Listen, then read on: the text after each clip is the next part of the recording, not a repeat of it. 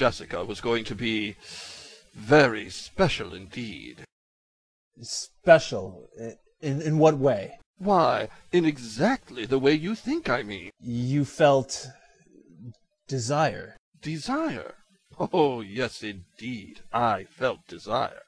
And so much more. When you met her, were you aware that she was only 14?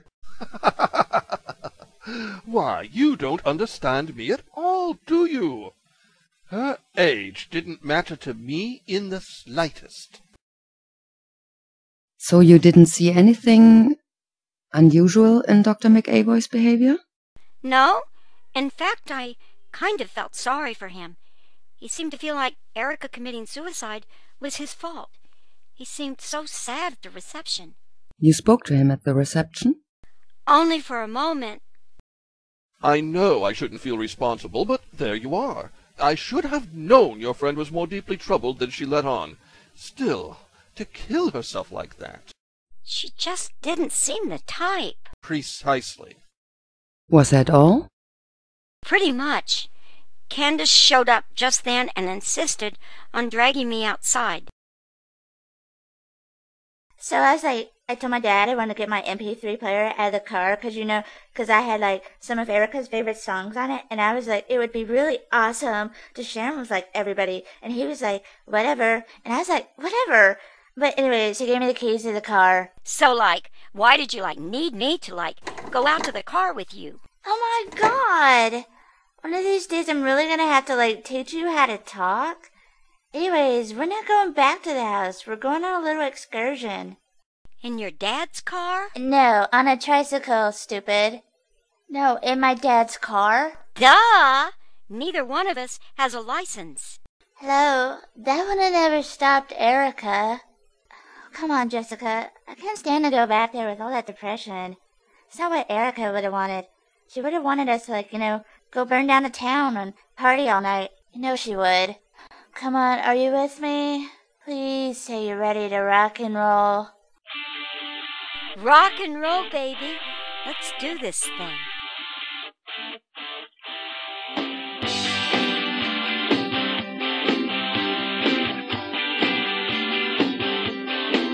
She had a certain self-assurance. She was moving like a willow machine. I was provoked beyond endurance, from head to toe and all points between. And I knew from that moment on, no matter how I tried, my heart would still belong to her. And a bit for her attention, turns the volume knob up loud and plays hard.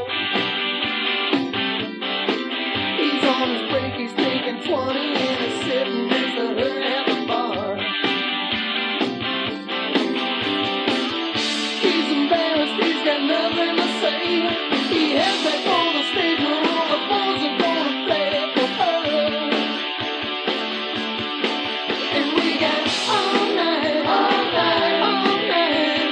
Hold on tight and we'll make it through. 'Cause we got all night, all night, all night. We got all night and nothing to do.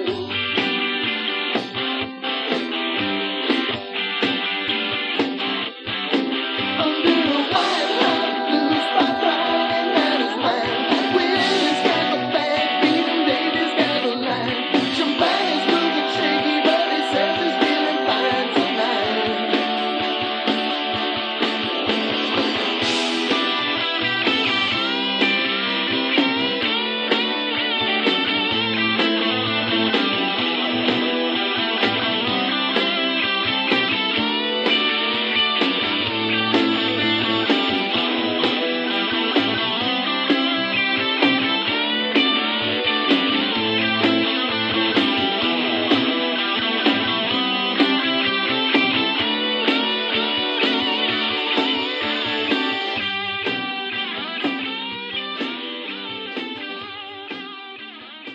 It was all so childishly simple. You placed the call to the police? Just a concerned Good Samaritan reporting that two girls, who were obviously far too young to be driving legally, had apparently just stolen a car. I told them I was only reporting it because I didn't want anyone to get hurt. I didn't tell them that I was afraid something would happen to my dear, sweet Jessica. I truly was concerned for her safety, you know. Really? Of course. What kind of a monster do you take me for? No, don't answer that. I think I already know. At any rate, I was more than happy to give Mr. and Mrs. Brighton a lift to the station to retrieve their daughter.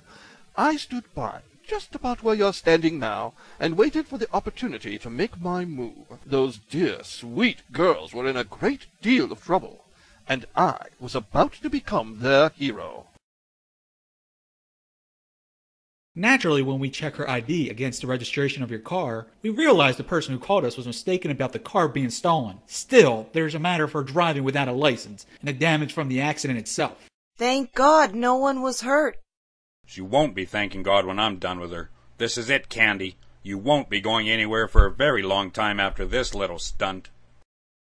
I wonder if I might intercede on the girl's behalf. Being adults, we have become somewhat, shall we say, jaded about the effects of the death of a friend. But think about being their age for a moment. Very dear friend has died, and they don't know how to cope with it because they've never experienced such a thing before. I think their natural inclination was to try to establish a feeling of life and vigor in themselves. And what better way than to act out against authority? Wait a minute. Are you saying you condone their actions tonight? Heavens, no, my good man. I am simply saying that in a situation such as the one we have here, punishment is not always the correct procedure. These poor girls are wounded inside, and that is what must be addressed. I'd like to see them, separately of course, for a few sessions in my office. I want to try to help them cope with their feelings, turn any negativity they might have into a positive direction. That's really awfully nice of you, Dr. McAvoy.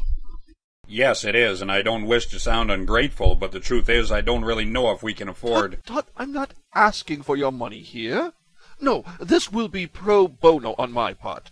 I just want to make sure these poor, dear girls get the help they deserve. But they both have needs right now, and I feel I'm the one who can best help to fill those needs. Did your parents agree to this? My parents have been out of town on an extended trip. Sort of a trying to save the marriage by dumping the kid thing. I had been staying with the Downings, but convinced them I was fine on my own and went back home. They were just as glad I did, I think, because they were having problems of their own with Erica at the time. But the Brightons seemed to think it was a good idea for us to see Dr. McAvoy, and I was more than willing to agree when he said he would talk to the night judge and get all the charges against us dropped, as long as we attended therapy with him. Even the officer who arrested us seemed to think it was a good idea. Actually, the only one who didn't like it was Candace. I mean, why should I have to go to this guy, you know? I mean, it's like totally unfair. Besides, this guy really creeps me out. Come on, Candace. You're not being very fair. Dr. McAvoy is trying to help us. He did get the charges dropped, after all. I don't think seeing him for a couple of weeks is such a big deal. Oh, why tonight? I'm gonna miss cheerleading tryouts. And whatever I do is just not good enough for my dad. He's been driving me crazy all weekend, and oh my god, I don't know why I just don't blow this place for good. You're not really thinking of running away, are you? For sure. I mean, why not, you know? Why don't you come with me, if you want? It's not like your parents are gonna notice you missing. Nothing personal. Candace, please don't. At least see Dr. McAvoy one time. Just once. My appointment is on Friday, and if it doesn't go well, then I'll call you on Saturday, and we can decide what to do then. Will you do that much for me? Well... Please? I'll think about it. Dear, sweet, voluptuous Candace. Oh, she couldn't have made it easier for me if she had tried. Candace Brighton. Isn't she the girl No, who was... no, Dr. Court-appointed psychiatrist. We don't want to get ahead of the story now, do we? Naturally, when Candace disappeared before making it to our appointment, poor, innocent Jessica blamed herself. She felt she should have stayed closer to Candace, or at least have warned someone about what she had planned. Naturally, it was my job to soothe her.